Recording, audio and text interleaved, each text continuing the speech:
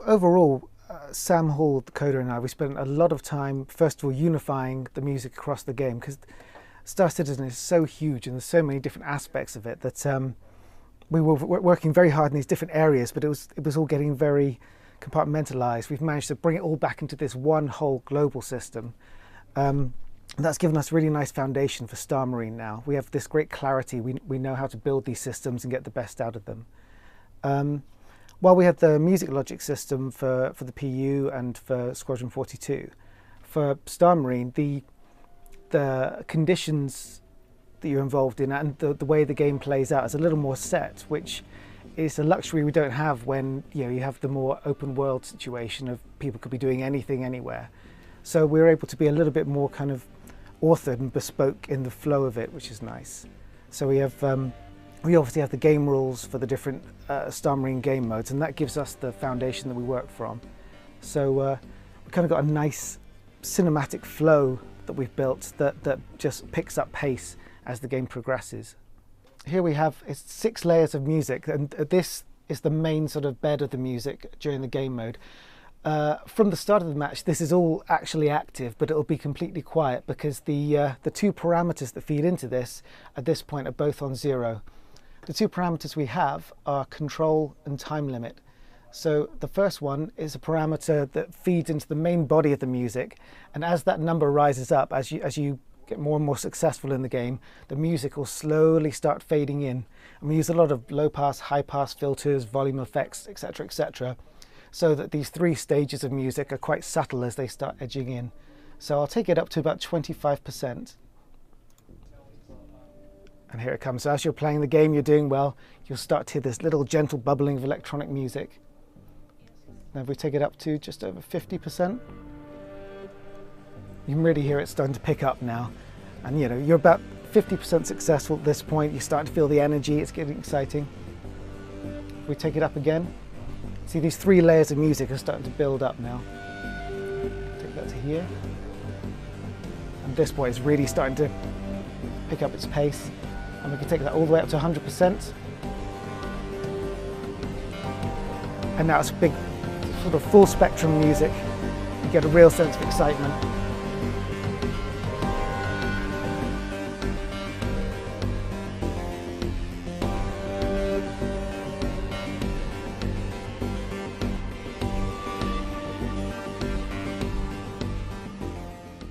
What we really wanted to do is make sure it wasn't too jarring and too obviously tied into events in the game.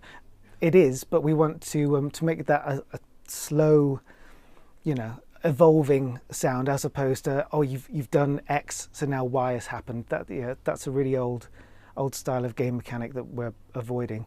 So while information is being fed into the music system, it's rising very slowly, and we have sort of a lock on the speed it's allowed to progress through its various stages. So you don't get this bam, bam, bam, bam of increased steps of intensity. You get this lovely cinematic flow upwards that gets more and more tense.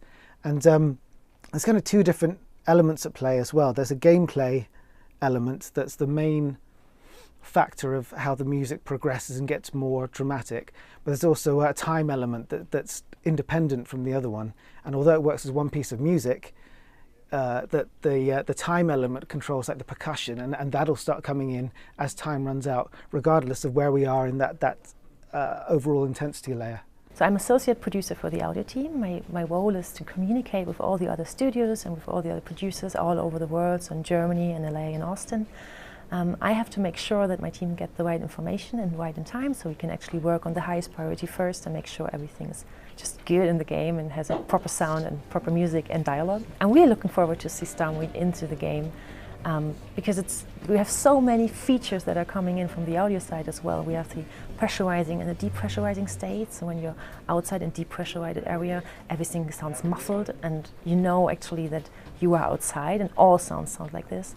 The other way around, when you're inside the pressurized side, it's just normal, but the people that are outside actually have the muffled sound, so there are some people outside and not that loud. We also have the music logic system, which is reacting to the state in the game where you are. So am I losing, am I winning, is it the beginning of the match, is it the end of the match? So it's very reactive and gives you a lot of audio feedback at where you are. And on top of that, we have the dialogue edit. So we have the announcer, which is a female announcer I'm very proud of, because she's giving like the rules of the game. So she's playing the game mode, she's telling you when the match started and when the match ends. So she actually rules the game. But additionally to that, we have the leaders from the Marine side and from the Outlaw side. That is a bit like the music logic system. So it gives you feedback depending on where you are in the game. So when you have to hack more control points in the control game mode, for example, it gives you the advice and tells you that you have to do that. And I'm really looking forward to Star Marine.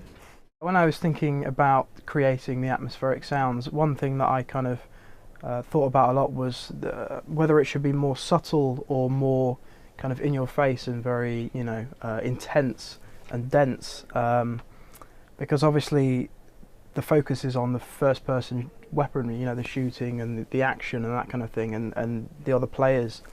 But I kind of decided actually not to be too subtle with the ambience and try to push more of the character of the space into the mix of the audio. So this is part of the engineering area of Echo 11. It's quite a kind of industrial, dark sounding space. There's a lot of steam and rattles and groans of metal, you know, contracting and stuff like that. It's quite ominous. It's supposed to be quite dense and quite kind of heavy, I think. All of these little spots here are placed audio that are kind of emitting one specific sound, yeah, they all work together to build up a sound of the level, a sound of the room in kind of one area. This is some kind of like pipey type things, and you can hear the kind of, hopefully you can hear the, you know, water and stuff like that moving through the pipes, and yeah, and there's steam and things that kind of emit from the floor, and occasionally you'll get like bursts of steam and air and stuff like that, both like that in the audio and visually. Yeah, there's a little bit here that I'm quite proud of. It's a vent that you can kind of crawl through and get into another area. But I spent quite a lot of time trying to make it sound very encased and very isolated and small.